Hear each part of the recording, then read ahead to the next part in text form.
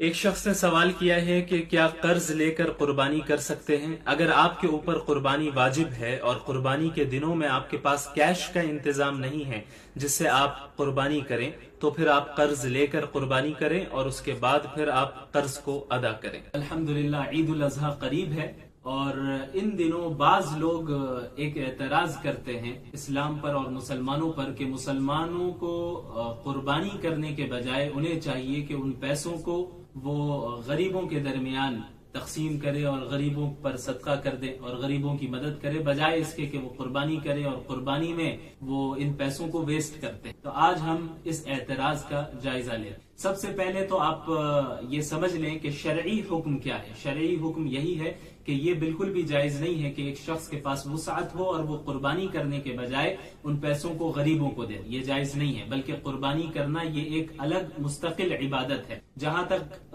غریبوں کو پیسے دینے کا تعلق ہے تو شریعت میں زکوٰۃ کا حکم اور عام نفلی صدقہ و خیرات کا حکم الگ ہے، اور قربانی کرنا یہ الگ حکم ہے، اس کو ہر حال میں کرنا ہے۔ اور ہم جو یہ قربانی کرتے ہیں یہ غریبوں کے لیے بھی کرتے ہیں، اللہ کے حکم کی تعمیل کے لیے، اور پھر غریبوں کے لیے بھی کرتے ہیں۔ اسے ہم تھوڑی تفصیل سے سمجھتے ہیں۔ یہ جو اعتراض کیا جاتا ہے کہ مسلمان بقرعید میں قربانی کر کے پیسوں کو ضائع کرتے ہیں، تو اس کا ہم سب سے پہلے جائزہ لیں گے اور ہم اسے اکنامک پوائنٹ آف ویو سے سمجھیں گے کہ کیا صحیح معنی میں مسلمان پیسوں کو ضائع کرتے ہیں، ویسٹ کرتے ہیں۔ یاد رکھیے، ہم عبادت اکنامک پوائنٹ آف ویو کو دیکھ کر نہیں کرتے، یعنی عبادت تو ہم اس لیے کرتے ہیں چونکہ یہ اللہ کا حکم۔ مثلا ہم نماز اس لیے نہیں پڑھتے کہ ہمارا جسم فٹ رہے، ہم ایکسرسائز کریں، بلکہ نماز ہم اس لیے پڑھتے ہیں کیونکہ اللہ تعالیٰ کا حکم ہے اقم الصلاۃ لذکری، کہ میری یاد کے لیے نماز قائم کرو، یہ اللہ کا حکم۔ ٹھیک اسی طرح قربانی بھی ہم اسی لیے کرتے ہیں کیونکہ یہ اللہ کا حکم ہے،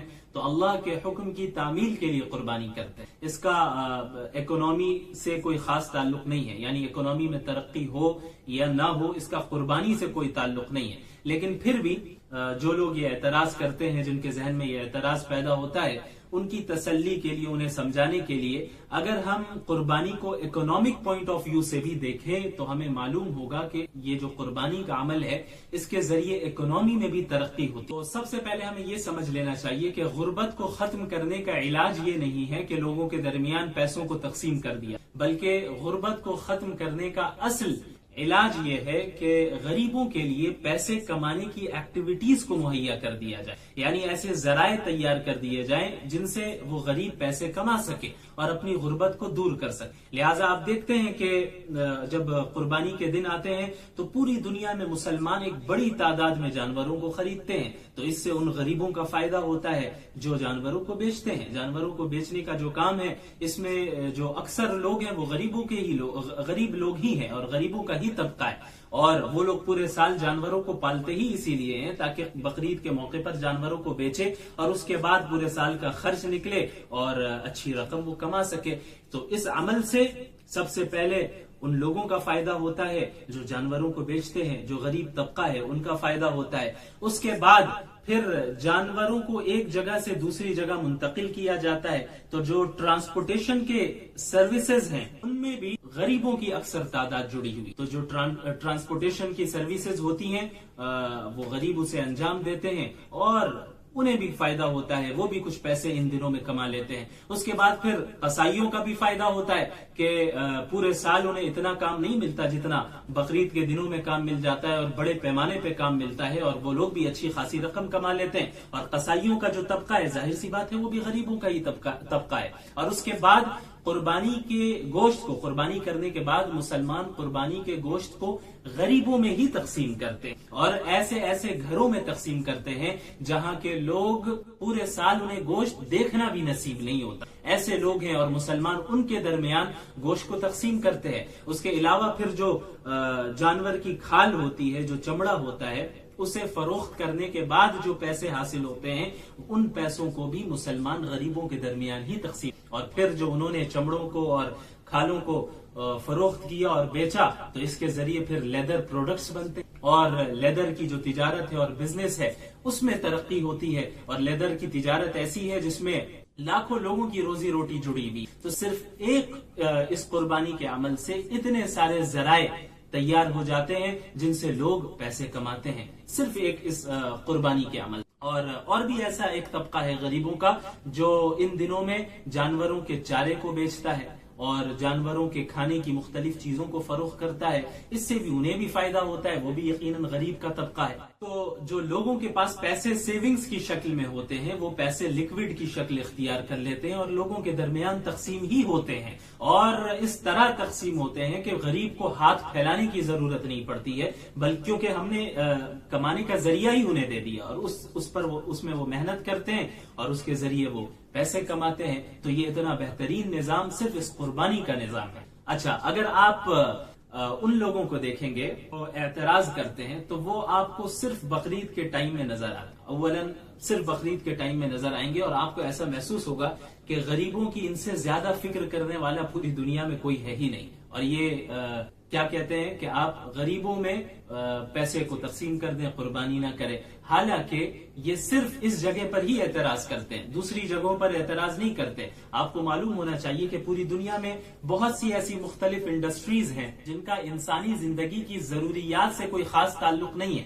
لیکن پوری دنیا اس میں بلینز آف ڈالرز کو خرچ کرتی ہے, بلینز آف ڈالرز. آپ مثال کے طور پر کاسمیٹک انڈسٹری کو لے لیجیے. آپ کو معلوم ہونا چاہیے کہ پورے سال cosmetic industry 350 billion of dollar سے زیادہ جنریٹ کرتی. 350 بلین ڈالرز یہ کوئی معمولی رقم نہیں ہے, یعنی 35,000 کروڑ روپے, 35,000 کروڑ روپے سالانہ کاسمیٹک انڈسٹری میں جنریٹ کیے جاتے ہیں. یہاں پر کیوں نہیں اعتراض کیا گیا؟ یہ لوگ ادھر کیوں نہیں اعتراض کرتے؟ کیا کاسمیٹک انڈسٹری کی کوئی ایسی ضرورت ہے یا کوئی ایسا مقصد ہے جو انسانی زندگی کو ترقی کی طرف لے جائے؟ نہیں, اس کا مقصد کیا ہے کہ ہم زیادہ اچھے دکھیں, اینٹی ایجنگ کریم لگا کر ہم زیادہ دنوں تک جوان دکھے, جس کے ذریعے ہم غریبوں کے جذبات کو کچلتے ہیں. ظاہر سی بات ہے غریب تو ایسے پروڈکٹس کو استعمال نہیں کر سکتے, اور جو لوگ اعتراض کرتے ہیں وہ اس جگہ پر اعتراض نہیں کرتے, مسلمانوں پر اعتراض کرتے, ادھر اعتراض نہیں کرتے.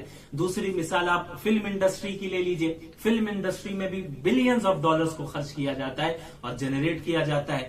یہ پیسے کہاں جا رہے ہیں؟ یہ چند ایک مخصوص طبقہ ہے جو بس وہی کماتا ہے. یہاں پر کیوں نہیں اعتراض کیا جاتا کہ ان پیسوں کو غریبوں میں تقسیم کیا جائے؟ ہاں, اب آپ کہیں گے, اس بات کو ان کے سامنے رکھیں گے تو وہ یہ بولیں گے کہ بھائی آپ جاندار کی جان لے رہے ہیں, یہاں تو جان نہیں لی جا رہی ہے. جب یہ جملہ وہ کہہ رہے ہوں گے تو اس وقت ان کے پیروں میں لیدر کے جوتے ضرور ہوں, وہ لیدر جیکٹ ضرور پہنتے ہو, لیدر کے بیلٹس ضرور پہنتے ہو اور دیگر لیدر کے پروڈکٹ ضرور استعمال کر. اس وقت جانور کی جان انہیں یاد نہیں آتی. اس سے کھلے طور پر ہمیں معلوم ہوتا ہے کہ ان کا نفاق اور ان کی ہپوکریسی کیسی ہے. ظاہر ہے, بالکل ظاہر ہے. وہ اس جگہ اعتراض کیوں نہیں کرتے؟ اگر وہ انصاف پسند ہوتے کہ صحیح معنی میں وہ انصاف چاہتے اور انصاف پسند انسان ہونے کی حیثیت سے وہ جائزہ لیتے تو پھر اس جگہ پر بھی اعتراض کرتے, لیکن اعتراض نہیں کرتے. پورے سال ہم مٹن کھاتے رہیں گے, چکن برگر کھاتے رہیں گے اور دیگر جنک فوڈز کھاتے رہیں گے اور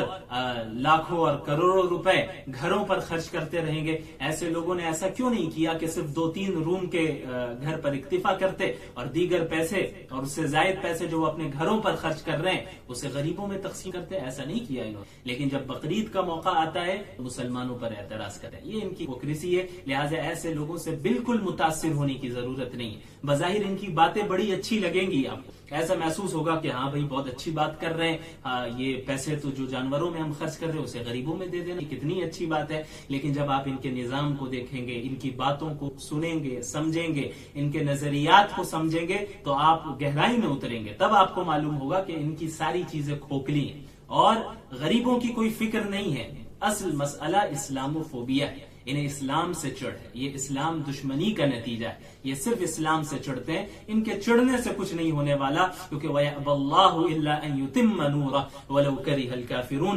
اللہ تو اپنے دین کو, اپنے نور کو مکمل کر کے رہے گا, نہ چاہنے والوں کے نہ چاہنے وجود. لہذا بالکل متاثر مت ہوئیے اور علی وجہ البصیرہ بالکل اطمینان کے ساتھ اللہ کو راضی کرنے کے لیے قربانی کی اس عبادت کو انجام دیجیے اور اللہ کے حقوق کی بھی ادائیگی کیجیے اور بندوں مسلمانوں کے حقوق کی بھی ادائیگی کیجیے، اور گوشت کو فقراء کے درمیان اچھی طرح تقسیم کیجیے، غریبوں کے درمیان پہنچائیں۔ اب آپ کو اندازہ ہونا چاہیے کہ مسلمان جو یہ عبادت کرتے ہیں، قربانی کرتے ہیں، یہ غریبوں کے لیے ہی کرتے ہیں۔ سب سے پہلے تو اللہ کے حکم کی تعمیل کے لیے، ظاہر سی بات ہے، اور پھر غریبوں کے لیے ہی کرتے ہیں کہ ہر جاندار کی روح اللہ رب العالمین کے قبضے میں ہے۔ اللہ تعالیٰ جس کو روح دینا چاہتا ہے اسے روح دیتا ہے، اور جس کی روح قبض کرنا چاہتا ہے اس کی روح اللہ تعالیٰ قبض کر لیتا ہے۔ یعنی جسے زندہ رکھنا چاہتا ہے اسے اللہ ہی ہے وہ ذات جو زندہ رکھتا ہے، رکھنے والی ذات اللہ کی ہے، اور اللہ ہی کی وہ ذات ہے جو کسی کو موت دیتی ہے۔ اسی طرح ایک انسان جب نیند کی حالت میں ہوتا ہے تب بھی ایک اعتبار سے اللہ تعالیٰ اس کی روح کو قبض کر لیتا ہے، اور پھر جب اسے بیدار کروانا ہوتا ہے تو اللہ اس کی روح کو واپس بھیج دیتا ہے۔ بہت سے ایسے ہوتے ہیں کہ نیند کی حالت میں ہی ان کی روح اللہ تعالیٰ واپس نہیں کرتا، لہٰذا ان کی موت ہو جاتی ہے۔ آیت نمبر 53 میں یہ ایک ایسی آیت ہے جو اللہ رب العالمین کی رحمت کی طرف میں اشارہ کیا گیا اور بتایا گیا کہ اللہ کی رحمت بہت وسیع، یعنی ہر گنہگار کے لیے اس میں اللہ رب العالمین کی رحمت سے یہ پیغام ہے ہر گنہگار کے لیے کہ وہ اللہ کی رحمت سے مایوس نہ ہو، چاہے کتنا بھی بڑا اس نے گناہ کر لیا ہو۔ قل یا عبادی الذین اسرفوا علی انفسہم لا تقنطوا من رحمت اللہ، آپ میرے بندوں سے کہہ دیجئے، ان بندوں سے جنہوں نے اپنی جانوں کے اوپر گناہ کر کر کے ظلم کیا ہے، لا تقنطوا من رحمت اللہ، اللہ کی رحمت سے مایوس نہ ہونا، ان اللہ یغفر الذنوب جميعا، اللہ تعالیٰ تمام گناہوں کو معاف کر دیتا ہے، انہ هو الغفور الرحیم، اور یقیناً اللہ تعالیٰ معاف کرنے والا اور رحم کرنے والا ہے۔ بعض لوگ ایسے تھے جب اللہ کے نبی صلی اللہ علیہ وسلم نے انہیں اسلام کی دعوت دی تو انہوں نے اسلام کو پسند کیا، لیکن اللہ کے رسول صلی اللہ علیہ وسلم سے سوال کیا کہ یا رسول اللہ، یہ آپ کا دین تو بہت اچھا ہے لیکن ہم نے تو بہت سے گناہ کیے ہیں، کیا اس دین کو قبول کرنے کے بعد اللہ ہمارے گناہ کو معاف کرے گا، ہماری توبہ قبول ہوگی؟ یعنی جو زنا کیا ہے، ناحق چوری کی ہے، ناحق قتل کیا ہے، اور اس کے علاوہ جو ہے شراب پی ہے، وغیرہ وغیرہ بڑے چھوٹے گناہ کیے، تو اللہ تعالیٰ نے اس آیت کا نزول فرمایا کہ جتنا بھی بڑا گناہ ہو، یہاں تک کہ کفر اور شرک ہی کیوں نہ ہو، اگر اس دنیا میں انسان نے توبہ کر لی تو اللہ معاف کر دے گا۔ موت آ گئی کفر اور شرک کی حالت میں تو کفر اور شرک اللہ معاف نہیں کرنے والا، اس کے علاوہ اللہ چاہے جس کے چاہے اس کے گناہوں کو معاف کر دے۔ لیکن اس دنیا میں اگر بندہ توبہ کر لیتا ہے تو چاہے کتنا ہی بڑا گناہ ہو، چاہے زنا ہو، چوری ہو، ناحق قتل ہو، یا شراب ہو، یا دیگر گناہ ہو، اللہ تعالیٰ اسے ضرور معاف کرے گا۔ ہاں جو لاز ہیں اسلامی حکومت جو حدود نافذ کرے گی وہ الگ چیز ہے، لیکن یہاں مسئلہ توبہ کا ہے کہ ایک گنہگار بندہ اگر توبہ کر لیتا ہے سچے دل کے ساتھ، اخلاص کے ساتھ، اپنے گناہوں کو چھوڑ دیتا ہے، اسے ندامت بھی ہوتی ہے اور آئندہ کبھی نہیں کرنے کا اس وقت عزم کر لیتا ہے، ارادہ کر لیتا ہے، اللہ تمام گناہوں کو معاف کر دیتا ہے۔ اس کے بعد نفخ سور کا ذکر ہے، وَنُفِخَ فِي الصُّورِ، کہ جب قیامت کے لیے سور کو پھونکا جائے گا تو فَصَعِقَ مَن فِي السَّمَاوَاتِ وَمَن فِي الْأَرْضِ، زمین و آسمان میں جتنی مخلوقات ہوں گی سب گر جائیں گی، سب پر موت طاری ہوگی، کیونکہ اب قیامت قائم ہوگی۔ تو حضرت جبریل، اسرافیل، میکائیل اور اسرائیل علیہ السلام، ان کے علاوہ سب پر موت طاری ہوگی، پھر اللہ تعالیٰ ان پر بھی موت طاری کر دے گا، صرف اللہ کی ذات زندہ رہے گی جیسے ہمیشہ سے تھی اور ہمیشہ اللہ کی ذات زندہ رہے گی۔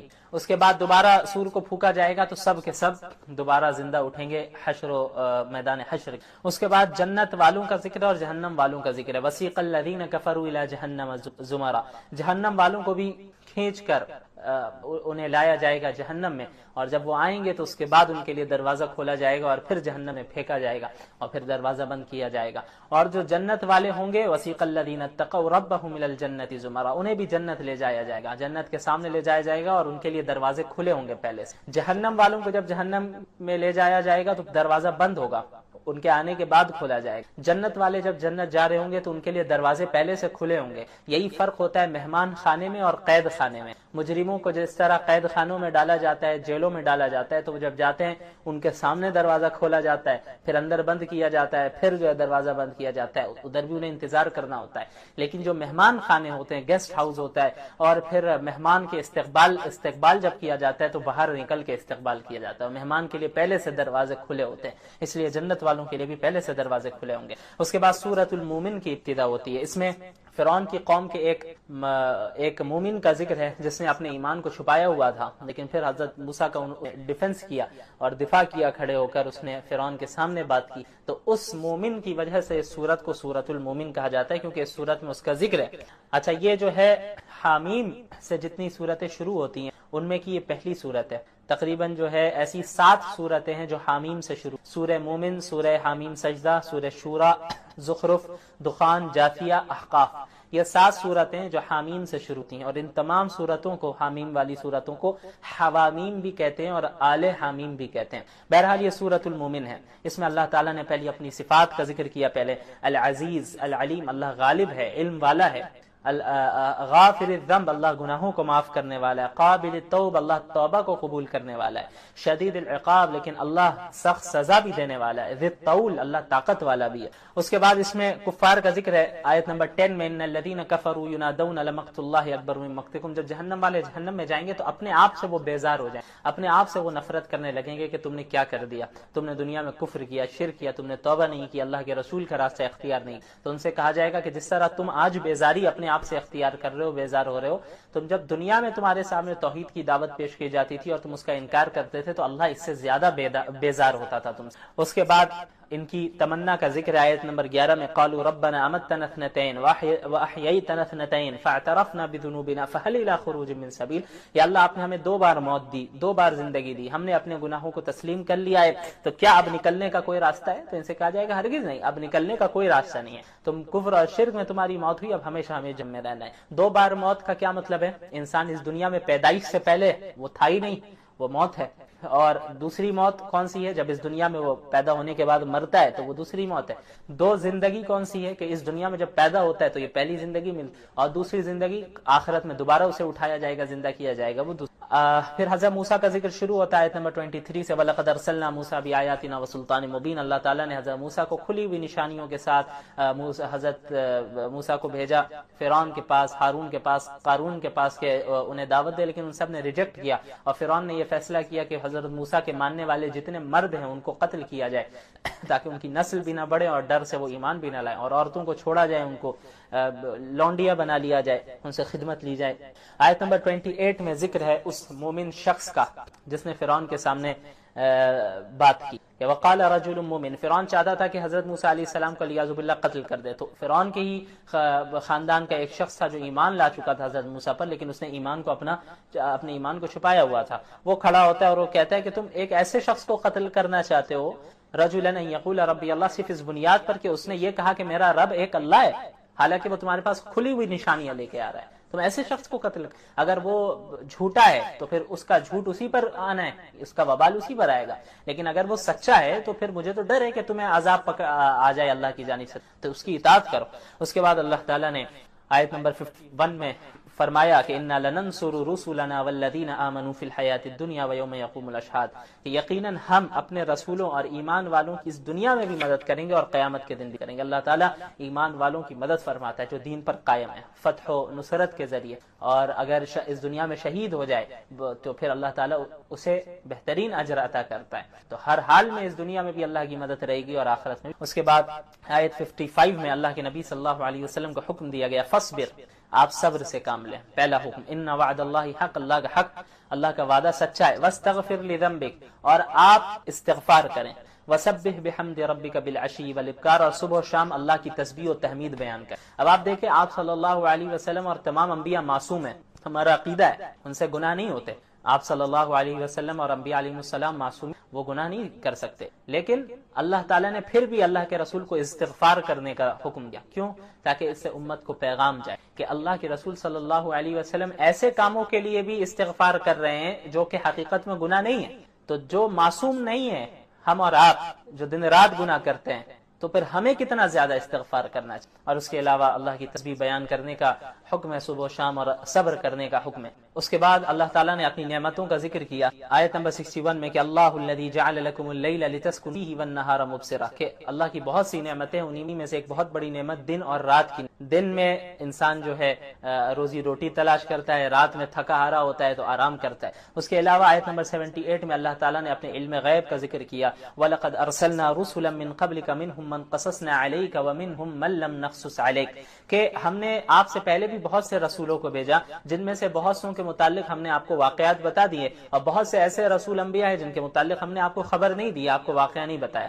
معلوم ہو آپ صلی اللہ علیہ وسلم کے پاس بھی علم غیب نہیں تھا، علم غیب صرف اللہ رب العالمین ہی کے پاس تھا۔ اور پھر ان قوموں کا ذکر ہے کہ یہ جو ہے مشرکین کا ذکر ہے کہ وہ فرمائشی معجزات کا مطالبہ کیا کرتے تھے، ایمان نہیں لاتے تھے، اور جو ہے اللہ رب العالمین کو چیلنج کرتے، رسول اللہ کو چیلنج کرتے کہ آپ جو ہے فلاں فلاں معجزہ لائیے، تو انبیاء کو بھی کہہ دیا گیا، اللہ کے رسول کو بھی کہہ دیا گیا آپ کہہ دیجئے کہ یہ نشانی لانا، معجزہ لانا یہ میرے اختیار میں نہیں ہے، یہ تو اللہ رب العالمین جب چاہے گا تب اسے صادر فرمائے گا۔ اس کے بعد فلما جاءتهم رسلهم بالبينات، ان مشرکین قوموں کے پاس جب کھلی ہوئی نشانیاں آ جایا کرتی تھی اللہ رب العالمین، انبیاء علیہ الصلوۃ والسلام انہیں دعوت دیتے تھے، فرحوا بما عندهم، ان کے پاس جو دنیاوی علم ہوتا تھا، ان کے پاس جو دنیاوی فن ہوتا تھا، علم و فن ہوتا تھا، علم و ہنر تھا، اس پر وہ اترانے لگتے تھے کہ بھائی ہمارے پاس تو فلاں علم ہے، مجھے تو یہ فن آتا ہے، یہ بتائیں گے انبیاء ہمیں کیا کرنا ہے کیا نہیں۔ آج بھی ایسے لوگ ہیں، آج بھی ایسے لوگ ہیں کہتے ہیں کہ بھائی یہ علماء، یہ مولوی صاحب ہمیں بتائیں گے کہ ہمیں زندگی کیسی گزارنی ہے، ہم نے تو یہ علم سیکھا ہے، ہم تو اتنے ایجوکیٹڈ ہیں، ہمارے پاس تو یہ، ہمارے پاس تو وہ ہے، ہمیں ان کی ضرورت نہیں ہے۔ اس طرح ہر زمانے میں رہے، انبیاء کا مذاق اڑائے، علماء کا مذاق اڑائے، اہل علم کا مذاق اڑائے انہوں نے۔ اللہ نے فرمایا فحاق بهم ما كانوا به يستهزئون، جس چیز کا وہ مذاق اڑاتے تھے اسی چیز نے انہیں گھیر لیا، اللہ کے عذاب کا مذاق اڑاتے تھے، اللہ کو چیلنج کرتے تھے، پھر ان پر عذاب آیا، اور جب عذاب آنے لگا تو عذاب دیکھنے کے بعد توبہ کرنے لگے کہ بھئی اب ہم ایمان لاتے ہیں۔ تو اللہ نے فرمایا کہ آج عذاب دیکھنے کے بعد اب کوئی جو ہے توبہ قبول نہیں ہونے والی، اللہ کا نظام ہے۔ ایک تو یہ کہ حالت غرغرہ سے پہلے توبہ کر لے تو توبہ قبول ہے، عام موت جب ہوتی ہے حالت غرغرہ سے پہلے، اب روح نکلنے والی، اس سے پہلے توبہ کر لے تو توبہ قبول ہے، حالت غرغرہ کے بعد آنے کے بعد اب توبہ قبول نہیں ہے۔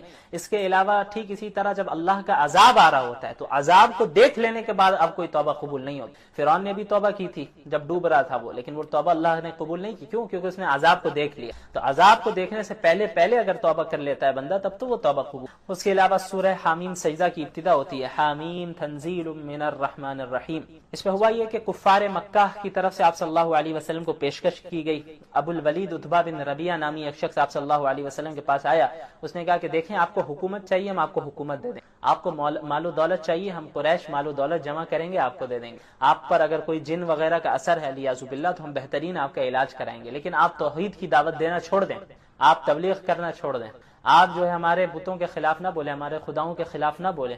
تو آپ صلی اللہ علیہ وسلم نے حامیم سجدہ کی تلاوت کرنا شروع۔ اب یہ جو تھا ابو الولید عتبہ بن ربیعہ، یہ تو بالکل اس کی تو حالت ٹائٹ ہو گئی کہ اس نے ایسا کلام کبھی نہیں سنا تھا۔ آپ صلی اللہ علیہ وسلم جیسے پڑھتے گئے یہاں تک کہ اس آیت تک پہنچے فَإِنْ أَعْرَضُوا فَقُلْ أَنذَرْتُكُمْ صَاعِقَةً مِثْلَ صَاعِقَةِ عَادٍ وَثَمُودَ، کہ اگر یہ لوگ اعراض کرتے ہیں، اگنور کرتے ہیں، تو آپ کہہ دیجئے کہ ہم اس طرح کے عذاب سے تمہیں ڈراتے ہیں جو عاد اور سمود پر آیا۔ اس آیت پر پہنچے آپ صلی اللہ علیہ وسلم، ابو الولید نے اللہ کے نبی صلی اللہ علیہ وسلم کے منہ پر ہاتھ رکھ دیا ڈر سے کہ بھئی اور آگے مت پڑھیے، آپ اور آگے نہ پڑھیں، اور اٹھ کر وہ وہاں سے چلا گیا اور اپنی قوم کو اس نے کہا کہ دیکھو میری رائے تو یہ ہے کہ حضور صلی اللہ علیہ وسلم کو اپنے حال پر چھوڑ دو، زیادہ چھیڑ چھاڑ نہ کرو۔ اس کے بعد آیت نمبر 15 میں بھی اب عاد اور ثمود وغیرہ کا ذکر ہے کہ جو اللہ کے رسول صلی اللہ علیہ وسلم جو بھی بھیجے گئے ان کے زمانے میں انبیاء علیہ الصلوۃ والسلام ان کو کہا کرتے تھے کہ بھئی من اشد منا قوہ، ہم سے زیادہ طاقتور کون ہے؟ ہم زیادہ طاقتور ہیں، ہمارے پاس مال ہے، دولت ہے، ہم اتنے باڈی بلڈر ہیں، ہم ہٹے کٹے ہیں، یہ ساری چیزیں اللہ نے فرمایا کہ یہ ساری چیزیں الم یعلموا ان اللہ هو اشد منهم قوہ، کہ جانتے نہیں کہ اللہ ان سے زیادہ طاقتور ہے۔ تو اللہ تعالیٰ نے انہیں کس طرح ہلاک کر دیا، اوندے منہ پڑے رہے، نہیں بچ سکے، اللہ کا مقابلہ کرنے چلے تھے۔ آج سمود وغیرہ کے واقعات یاد دلا کر مشرکین مکہ اور تمام انسانیت کو بتایا گیا دیکھو اللہ کو چیلنج نہ کرنا، اللہ سے مقابلہ نہ کرنا، اللہ ایسے ہی ہلاک کر دے گا جس طرح عاد اور سمود کو اس نے ہلاک کیا تھا۔ تو اللہ کی اطاعت کرنے میں ہی، فرما برداری کرنے میں ہی کامیاب۔ اس کے بعد آیت 19 اور 20 میں وَيَوْمَ يُحْشَرُ أَعْدَاءُ اللَّهِ إِلَى النَّارِ، کچھ کفار ایسے تھے جو کہتے تھے بھائی ہم جو خلوت میں تنہائی میں گناہ کرتے ہیں اللہ کو کیسے معلوم، کوئی دیکھتا ہی نہیں ہمیں گناہ کرتے ہوئے۔ اللہ نے فرمایا کہ جس دن جو ہے اللہ کے دشمنوں کو جمع کیا جائے گا اس دن جو ہے ان کے کان، ان کی آنکھیں اور ان کی کھالیں ان کے خلاف گواہی دیں گی، اور کہیں گے اپنے جسم سے بھئی تم ہمارے خلاف کیوں گواہی دے رہے؟ ان کی یہی آنکھیں جن کا وہ غلط استعمال کرتے تھے، ان کے یہی کان جن کا وہ غلط استعمال کرتے تھے، ان کی یہی کھال، یہ اسکن جس کا وہ غلط استعمال کرتے تھے، یہی ساری چیزیں ان کے خلاف گواہی دیں گی قیامت۔ تو اللہ تعالیٰ کے پاس سارا علم ہے، انسان جو جلوت میں گناہ کر رہا ہے، خلوت میں گناہ کر رہا ہے، تنہائی میں کر رہا ہے یا لوگوں کے سامنے کر رہا ہے، یہ سارا علم اللہ کے پاس موجود ہے۔ اس کے بعد اہل کفر کا بھی ذکر ہے کہ وہ کہا کرتے تھے لا تسمعوا لهذا القرآن، اس قرآن کو نہ سنا کرو۔ لوگوں سے کہا کرتے تھے کہ بھئی جب قرآن کو پڑھ کر کوئی سنا رہے ہو اللہ کے نبی یا صحابہ تو فوراً کان میں انگلیاں ڈال دو یا وہاں سے بھاگ جاؤ، چلے جاؤ، مت سنو۔ ورنہ جادو ہو جائے گا، یہ ہو جائے گا، اس طرح لوگوں کو متنفر کرتے تھے. تو ان کی سزا کا ذکر ہے، اور اس کے بعد اہل ایمان کا ذکر ہے. ان الذين قالوا ربنا اللہ، وہ لوگ جو کہتے ہیں کہ ہمارا رب اللہ ہے، ثم استقاموا، پھر استقامت کے ساتھ دین پر جم جاتے ہیں. یعنی صرف زبان سے کہہ لینا کافی نہیں ہے، کہتے بھی ہیں کہ ہمارا رب اللہ ہے، ایمان بھی لے آتے ہیں، اور پھر عملی طور پر استقامت کے ساتھ جم جاتے ہیں. پھر انہیں دین سے کوئی چیز پھیر نہیں پاتی ہے، چاہے معاشرہ کدھر بھی جا رہا ہو، سوسائٹی کدھر بھی جا رہی ہے، وہ اپنے دین پر استقامت کے ساتھ ڈٹے رہتے ہیں، جمے رہتے ہیں، قائم رہتے ہیں. تتنزل علیہم الملائکۃ الا تخافوا ولا تحزنوا، ان پر فرشتے نازل ہوں گے، ان پر فرشتے اتریں گے جو یہ کہیں گے کہ لا تخافوا ولا تحزنوا، نہ ہی تم پر کوئی خوف ہے نہ ہی کوئی غم ہے. جب اس دنیا سے انسان جائے گا، جب موت ہو رہی ہوگی، جنت میں انٹر ہو رہے ہوں گے، تو فرشتے یہی کہیں گے، ہر جگہ سے سلام کیا جائے گا اور یہ کہا جائے گا لا خوف علیکم ولا انتم تحزنون، لا تخافوا ولا تحزنوا، نہ ہی خوف ہے نہ ہی کوئی غم ہے، نہ تمہیں ڈرنا ہے نہ ہی تمہیں غمگین ہونا ہے. میں نے بتایا تھا کہ خوف کا تعلق فیوچر سے ہوتا ہے، غم کا تعلق پاسٹ سے ہوتا ہے. پاسٹ میں کوئی مصیبت آ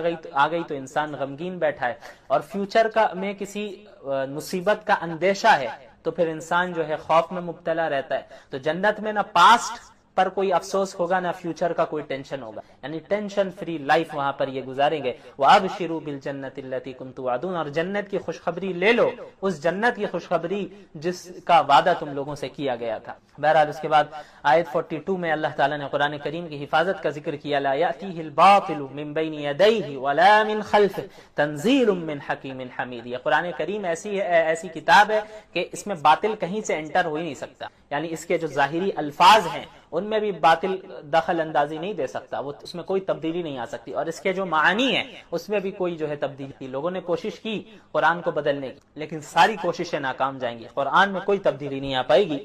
تنزیل من حکیم حمید، کیونکہ یہ حکیم حمید جو اللہ کی ذات ہے اس کی طرف سے نازل کردہ کتاب ہے. اس کے بعد آیت 44 میں قرآن کی فصاحت و بلاغت کا ذکر ہے. وَلَوْ جَعَلْنَاهُ قُرْآنًا أَعْجَمِيًّا لَقَالُوا لَوْلَا فُصِّلَتْ آيَاتُهُ أَأَعْجَمِيٌّ وَعَرَبِيٌّ.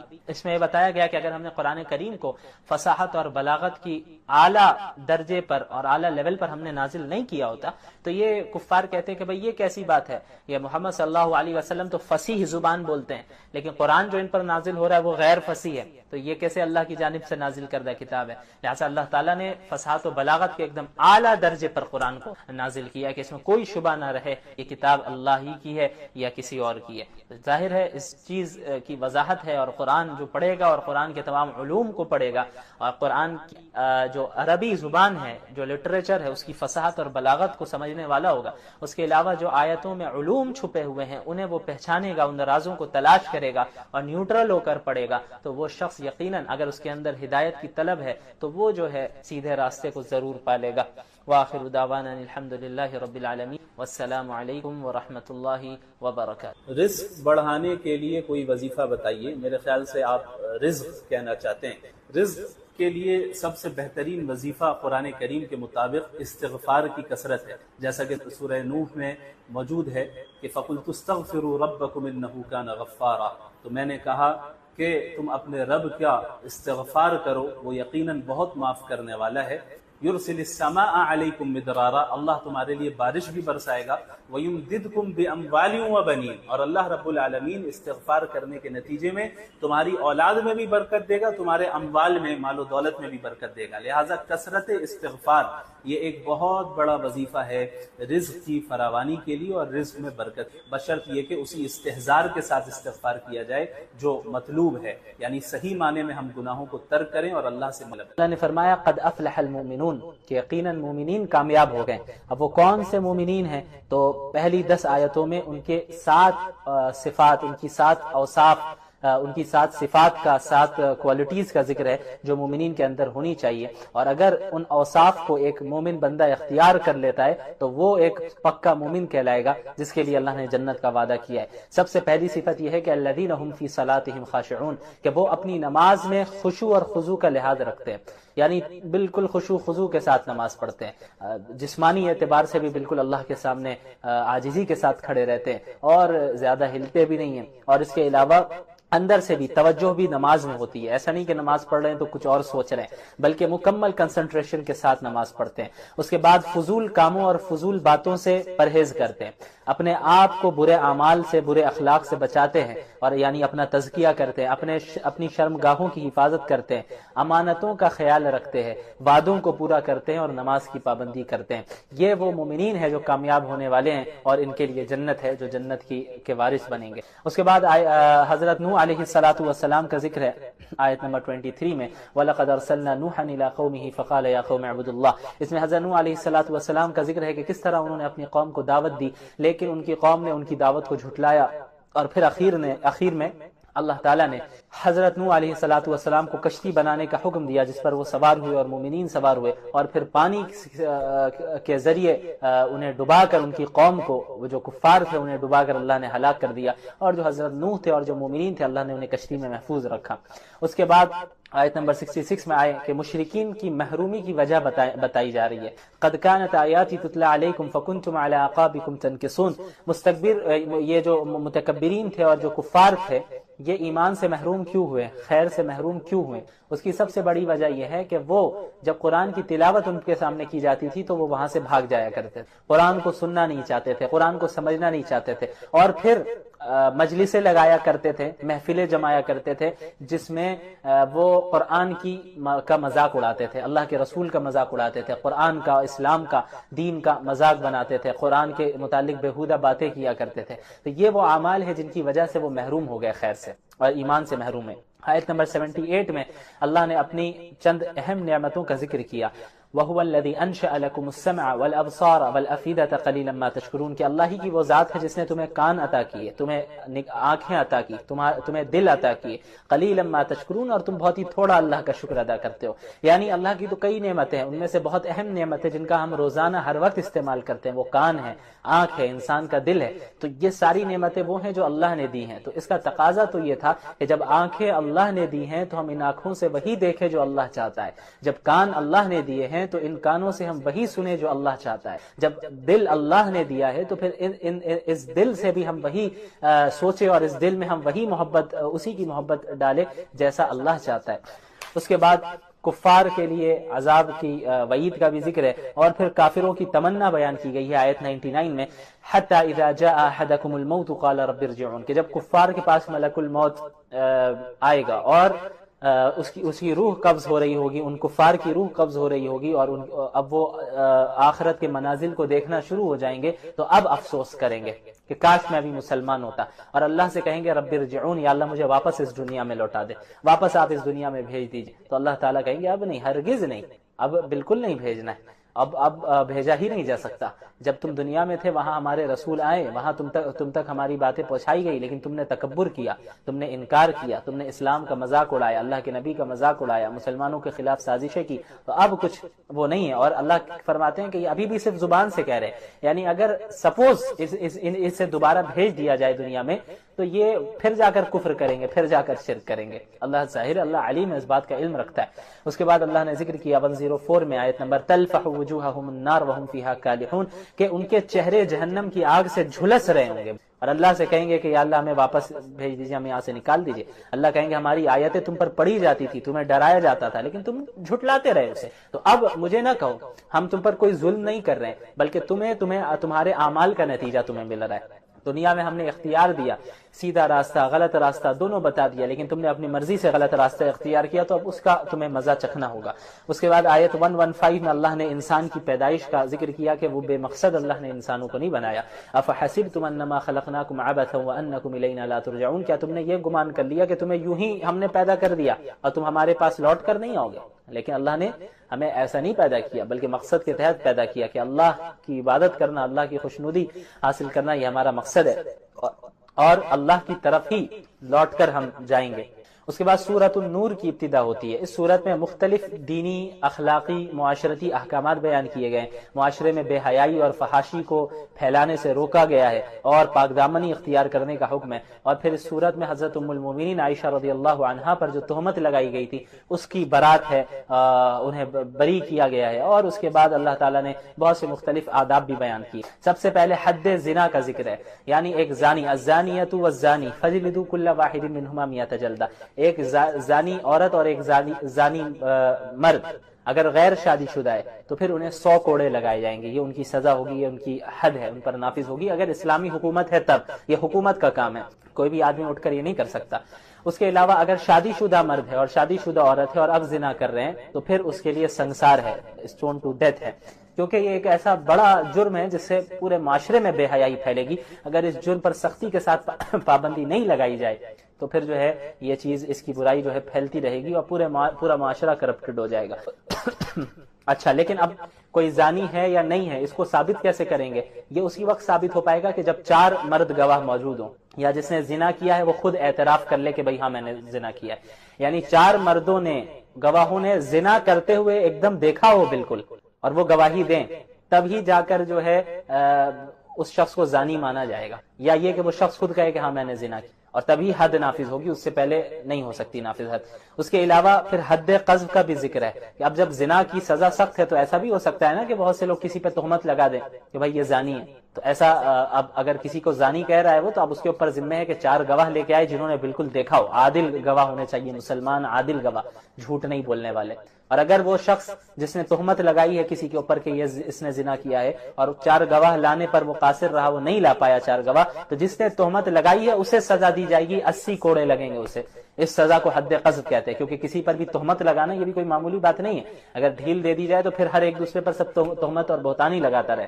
اس کے بعد واقعہ افک کا ذکر ہے، ام المومنین حضرت عائشہ رضی اللہ عنہا کی برات کا ذکر ہے۔ ہوا یہ تھا سن 9 ہجری میں غزوہ بنی المستلق سے اللہ کے رسول صلی اللہ علیہ وسلم اور مسلمان واپس آ رہے تھے، اور ایک جگہ پڑاؤ ڈالا تھا انہوں نے۔ حضرت عائشہ رضی اللہ عنہا قضاء حاجت کے لیے گئی تھی، لیکن لوگوں کو معلوم نہیں چلا کہ حضرت عائشہ گئی ہوئی ہیں قضاء حاجت کے لیے، سارا قافلہ روانہ ہو گیا۔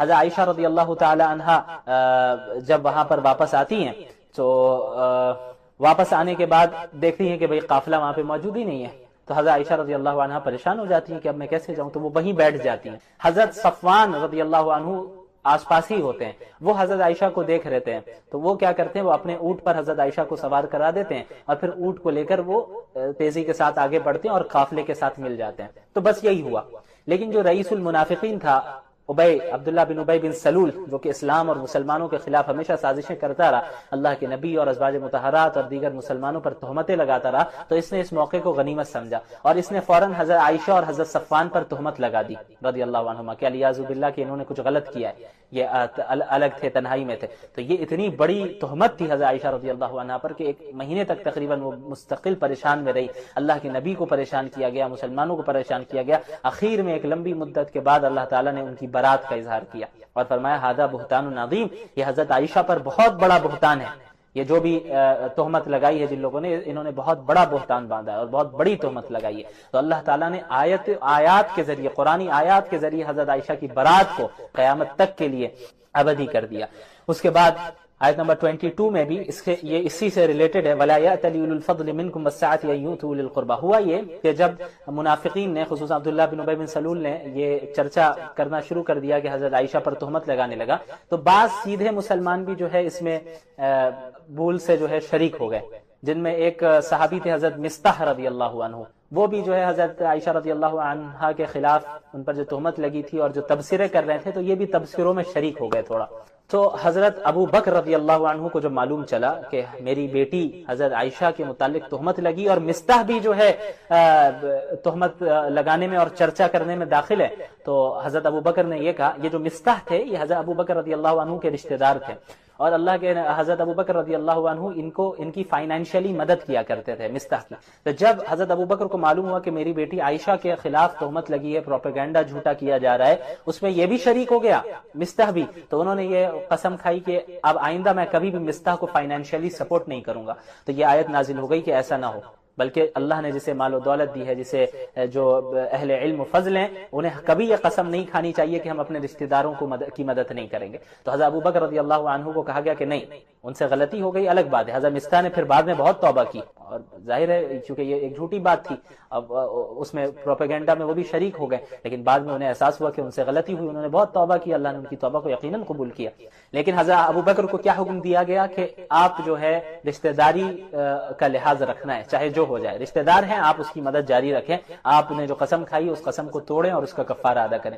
بہرحال اس کے بعد آیت نمبر 27 میں اللہ تعالیٰ نے چند آداب سکھائے مکانات میں داخل ہونے کے. یا ایھا الذین آمنوا لا تدخلوا بیوتا غیر بیوتکم حتی تستأنسوا وتسلموا علی اہلہا. ان آیتوں میں یہ بتایا گیا ہے کہ بغیر اجازت کسی کے گھر میں داخل نہ ہو. یہ اسلامی آداب ہیں کہ آپ کہیں جائیں تو کسی کے گھر میں یوں ہی داخل نہ ہو جائیں، بلکہ پہلے اجازت لیں، اجازت ملے اس کے بعد آپ داخل ہوں. اور اگر اجازت نہ ملے، آپ کو واپس جانے کو کہا جائے تو خاموشی سے واپس چلے جائیں. یہ اسلام سکھاتا ہے. ہاں کوئی اگر ایسا گھر ہے جہاں پہ کوئی رہتا ہی نہیں ہے، ظاہر ایسا مکان ہے، ایسی عمارت ہے جہاں کوئی نہیں ہے، خالی ہے، ویران ہے، تو ظاہر ہے وہاں پہ آپ داخل ہو سکتے ہیں اگر آپ کو معلوم ہو کہ وہ ویران ہے. پھر اس کے بعد مومنین کو حکم یہ دیا گیا، اور مومن مردوں اور مومن عورتوں کو حکم دیا گیا کہ اپنی آنکھوں کی حفاظت کریں، یعنی نظروں کی حفاظت کریں، نظریں نیچی رکھیں، غیر محرموں کو نہ دیکھیں. قل للمؤمنین یغضوا من ابصارهم ويحفظوا فروجهم، اور اپنی شرمگاہوں کی حفاظت کریں. یہی حکم مردوں کو اور یہی حکم عورتوں کو بھی دیا گیا کہ اپنی نظروں کو نیچی رکھیں، اور اس کے بعد اپنی شرمگاہوں کی حفاظت کریں، اور غیر محرم کے سامنے اپنی زینت کا مظاہرہ نہ کریں. بس جو محرم ہو ان کے سامنے اجازت ہے، اور جو غیر محرم ہو ان کے سامنے بے پردہ رہنے کی اجازت نہیں ہے. اس کے بعد اللہ تعالیٰ نے آیت نمبر 35 میں ذکر کیا اللہ نور السماوات والارض، کہ اللہ تعالیٰ زمین و آسمان کا نور ہے. کیا مطلب زمین و آسمان کا نور ہے؟ اللہ منور ہے، یعنی زمین و آسمان کو اللہ نے روشن کر رکھا ہے. پوری کائنات کو اللہ ہی کی وہ ذات ہے جس نے روشن کر رکھا ہے. اس کے بعد کافروں کے اعمال کی مثال دی گئی ہے. بعض کافر ایسے ہوتے ہیں جنہیں آخرت پر یقین ہوتا ہے، آخرت پر ان کا ایمان ہوتا ہے، لیکن اللہ اور اس کے ایک اللہ اور محمد رسول اللہ صلی اللہ علیہ وسلم پر ایمان نہیں لاتے ہیں. تو ان کافروں کی کیا مثال ہے اللہ تعالیٰ نے بیان کی، والذین کفروا اعمالهم کسراب بقیعۃ یحسبه الظمآن ماء.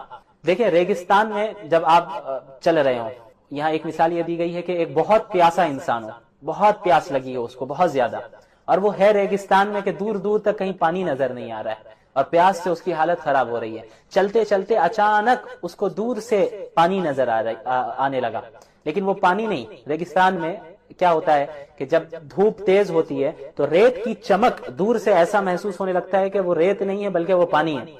دور سے دیکھنے والے کو لگتا ہے کہ بھئی پانی اب قریب ہے، حالانکہ وہ پانی نہیں ہوتا ہے، وہ ریت کی چمک ہوتی ہے، دھوپ اس پر پڑ رہی ہوتی ہے. تو اب ایک پیاسا آدمی جسے وہ ریت کی چمک دکھے، جسے وہ پانی سمجھنے لگے، اور بھاگا وہاں پر جائے، اور جب وہاں قریب پہنچے تو دیکھے کہ بھئی یہ تو پانی ہے ہی نہیں، تو اس کے ساتھ کیا ہوگا، کیسا احساس ہوگا. اللہ نے فرمایا وہ کفار جن کو جو آخرت پر ظاہر یقین رکھتے ہیں اور دنیا میں اچھے کام کرتے رہتے ہیں اس نیت سے کہ بھئی آخرت میں یہ کام میرے کام آنے والے ہیں، غریبوں کو کھلایا اور دیگر چیزیں کی، اچھے کام کیے، اور یہ سمجھتے ہیں کہ بھئی یہ اعمال آخرت میں مجھے بچائیں گے.